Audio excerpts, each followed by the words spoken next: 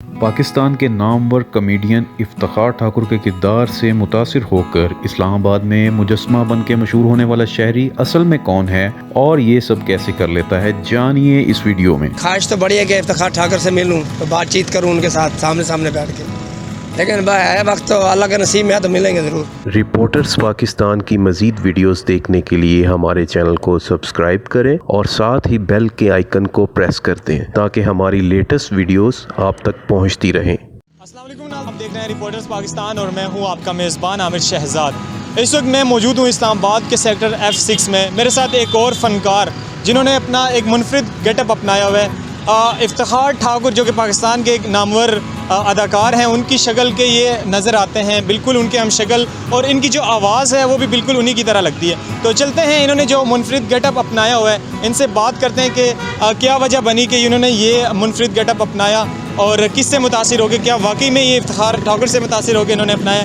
तो इनसे बात करते हैं। अस्सलाम वालेकुम जी। जी वालेकुम सलाम। अच्छा सर, सबसे पहले तो ये बताएं कहाँ से आए और ये जो आपने मुनफरिद गेटअप जो अपनाया हुआ है ये इसकी क्या वजह है? मैं इस्लामाबाद में रहता हूँ 15 साल से।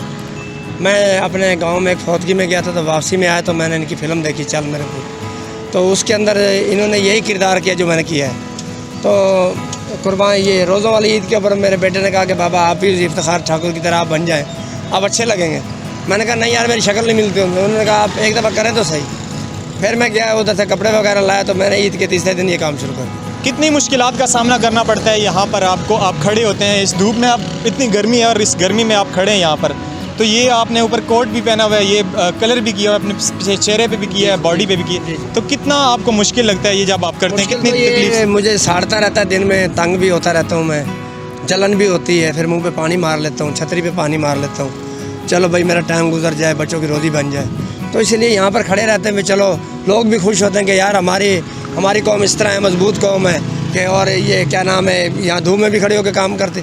हम तो ये सोचते हैं कि यार फौजी भी तो हैं जो पहाड़ पे बैठे धूप के अंदर, क्या हम क्या उनसे कम तो नहीं है? वो भी तो किसी के बच्चे हैं, पुलिस भी किसी की औलाद है, हम भी किसी के बच्चे हैं। चलो हम ये कि बच्चों को एंटरटेनमेंट करते हैं, वो हमारी हिफाजत करते हैं, दूसरे हैं वो बीच वाले पुलिस वाले, वो भी हमारी हिफाजत करते हैं। अच्छा, आप यहाँ पर खड़े हैं, पुलिस की तरफ से या सीढ़ी इंतज़ामिया की तरफ से कोई मुश्किलात का सामना आपको करना पड़ रहा, किसी किस्म का मसाइल, कोई आपको मसला दरपेश आ रहा है यहाँ पर? ये सर एक NOC होती है वो बनवानी पड़ती है, उसके ज़रिए से आदमी यहाँ काम कर सकता है वरना नहीं कर सकता। अच्छा, फैमिली में कौन कौन है आपका और रोज़ का कितना कमा लेते हैं यहाँ से? बस फैमिली का ये है कि दाल रोटी आटा खुले से चल जाता है, 4 बेटियाँ 1 बेटा है। माशाल्लाह जी। अच्छा, जैसा कि आप कह रहे हैं कि चल मेरा पुत से आपने ये देखा, इफ्तिखार ठाकुर साहब का जो किरदार था वो आपने अपनाया, तो कोई जो मशहूर डायलॉग हैं आपके पसंदीदा उस फिल्म के, तो वो हमें बताएं। तो उसने वो आता है किराएदार के अंदर, यार दी शक्ल जड़े ना उधर मिलती है नहीं, वो कहता है, उसका डायलॉग मुझे याद नहीं, मैं एक और सुनवा देता हूँ। वो कहता है आलम पनाह मेरे नाल इंसाफ किया जाए।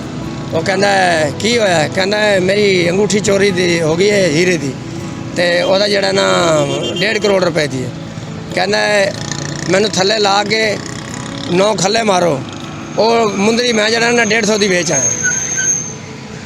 अच्छा, लोगों के साथ कैसा एक्सपीरियंस रहा है? आप यहाँ पर खड़े हैं, चौक में खड़े हैं, और इस्लामाबाद के जो लोग हैं कितना ताउन करते हैं आपके साथ? बहुत अच्छे लोग हैं, पढ़े लिखे लोग हैं, शऊर से बात करते हैं। बीच में 4-5 ऐसे भी होते हैं जो दूर शुरू करके मुंह शू चढ़ा के चले जाते हैं। वो ऐसा लगता है कि जैसे ना तो वो पढ़े लिखे लोग हैं और बस वो नॉर्मल ज़िंदगी गुजारने वाले लोग हैं। जो पढ़े लिखे लोग हैं वो हमारी हौसला अफजाई भी करते हैं और गुड भी कहते हैं और शाबाश भी देते हैं। अच्छा, लोगों के लिए क्या पैगाम है आपके पास, जो लोग आपको पसंद नहीं करते और जो लोग कोई काम नहीं करते?